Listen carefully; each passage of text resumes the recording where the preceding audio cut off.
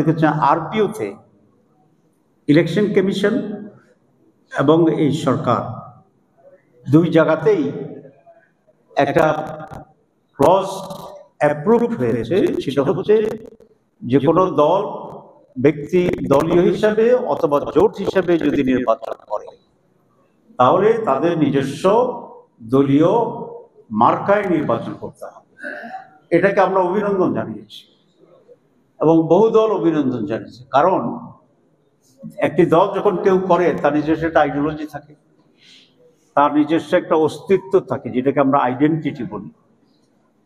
তার জন্য একটা আলাদা মার্কার ঠিক করা হয় যাতে মানুষ এটা বুঝতে পারে। সুতরাং প্রত্যেকটি দলের নিজস্ব আইডেন্টিটিতে ইলেকশন করবেন, এটাই তো স্বাভাবিক। হ্যাঁ, কেউ যদি জোট করে অবশ্যই জোট করতে পারবে, জোটের লোকেরা যদি তাকে ভোট দিতে চায় তারা ভোট দিবে, তার জন্য তার মার্কা ব্যবহার করতে হবে, এটা তো কোনো জোট। সুতরাং এটা বিবেচনা করেই নির্বাচন কমিশনের সিদ্ধান্ত নিয়েছিল এবং নির্বাচন কমিশনের সিদ্ধান্তের পরে এটা মন্ত্রী পরিষদ, যেটাকে আমরা উপদেষ্টা পরিষদ বলছি, সেখানে এটা অ্যাপ্রুভ হয়ে গেছে। হঠাৎ করে বিএনপি এসে আবার বলে যে এটা আমরা মানি না। এখন তারা সরকারের উপর চাপ দিচ্ছে যে এটা পাশ করছে এটাকে আবার চেঞ্জ করে দেওয়ার জন্য। তাহলে তারা আরপিও মানে না, তারা সংস্কার মানে না, তারা সংস্কারের প্রক্রিয়া মানে না। এরপরে আসছে সংস্কারের জন্য একটা গণভোট আয়োজনের জন্য, এটা প্রস্তাব ছিল। সংস্কারের যে গণভোট, এটা আমাদের প্রস্তাব ছিল। বিএনপি কিন্তু প্রথমে বলেছে, আপনাদের সাংবাদিক আপনারা ফলো করেছেন, বিএনপি প্রথম বলছিল ওরা গণভোট মানে না, কিন্তু জামাত ইসলামের প্রস্তাব ছিল গণভোটের মাধ্যমে জনগণের ম্যান্ডেট দিতে হবে।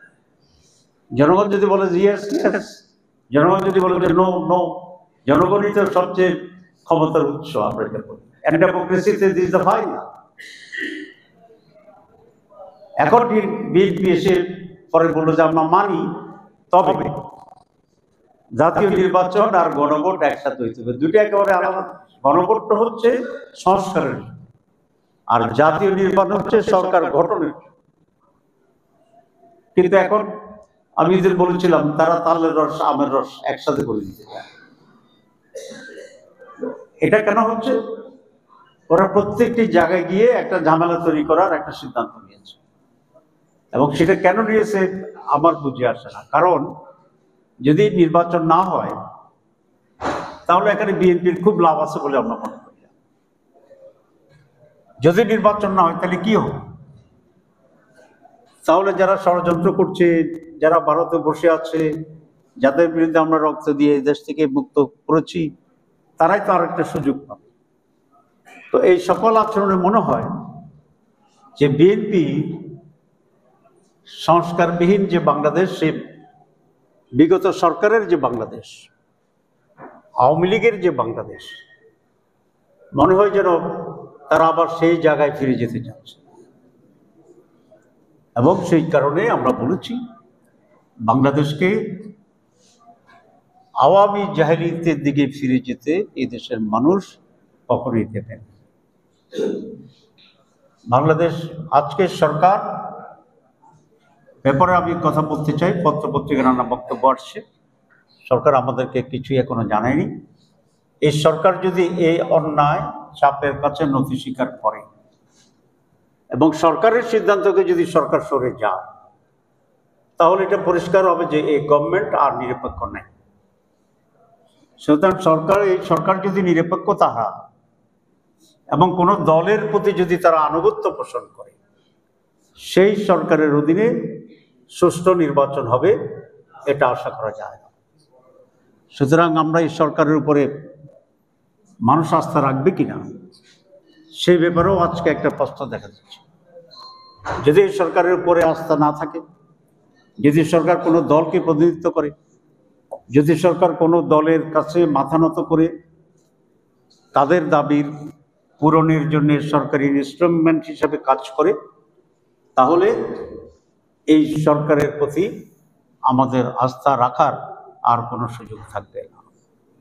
এই জন্য আমরা অত্যন্ত পরিষ্কারভাবে এদেশের জনগণের পক্ষ থেকে জামাত ইসলাম বলতে চাই যে দুটি সিদ্ধান্ত সরকার নিয়েছে আরপিওর ব্যাপারে, সেখানে যেন সরকার দৃঢ় থাকে, কোনো দলের কাছে মাথা নত না করে। যে কমিশন দীর্ঘ পরিশ্রমের পরে রেফারেন্ডাম করে যে রিফর্ম সাবমিশন করেছে, যে জুলাই সনদকে হুবহু আইনি ভিত্তি দিয়ে গণভোটের যে প্রস্তাব সেটাকে আলাদাভাবে জাতীয় নির্বাচনের আগে করার জন্য আমি ব্যবস্থা গ্রহণ করার জন্য অনতিবিলম্বে উদ্যোগ নেওয়ার জন্য সরকারের কাছে দাবি জানাচ্ছি। আমরা খুবই একটি বিষয়ে আশঙ্কা করছি যে ঐকমত্য কমিশন 28 তারিখে রিফর্মস চার্টার সেটা সাবমিট করেছে। এখানে একটা আদেশ দেওয়ার কথা সাংবিধানিকভাবে। আমরা আশা করেছিলাম 24 ঘন্টার ভিতরেই সরকার এই আদেশ দেবে, যেহেতু সময় কম, গণভোট দুটো ইলেকশন করতে হবে আমাদেরকে এই অল্প সময়। কিন্তু সরকার এটা নিয়ে ডিলে করছে এবং সময় ক্ষেপণ করছে। এই সময় ক্ষেপণটা জাতীয় নির্বাচন এবং গণভোট করার জন্য সময় নাই এরকম কথা বলার জাস্টিফিকেশনের জন্য ডিলে করে এই অপকৌশল গ্রহণ করে, তাহলে জনগণ এই অপকৌশলের বিরুদ্ধে রাস্তায় দাঁড়িয়ে আন্দোলনের মাধ্যমে এটাকে নস্যাৎ করে দেওয়ার জন্যে প্রস্তুতি গ্রহণ করছে এবং সেই ব্যবস্থা গ্রহণ করবে। আমরা বাংলাদেশ জামাত ইসলামীর পক্ষ থেকে পরিষ্কার করে বলতে চাই, আমরা সরকারকে একটি রেপ্রেশনকে দিতে চাই, এটা যেন বিএনপি সরকারের রূপান্তরিত না হয়। 2, আমরা সংস্কারের বাস্তবায়ন চাই। 3, আমরা জাতীয় নির্বাচনের আগে গণভোট চাই।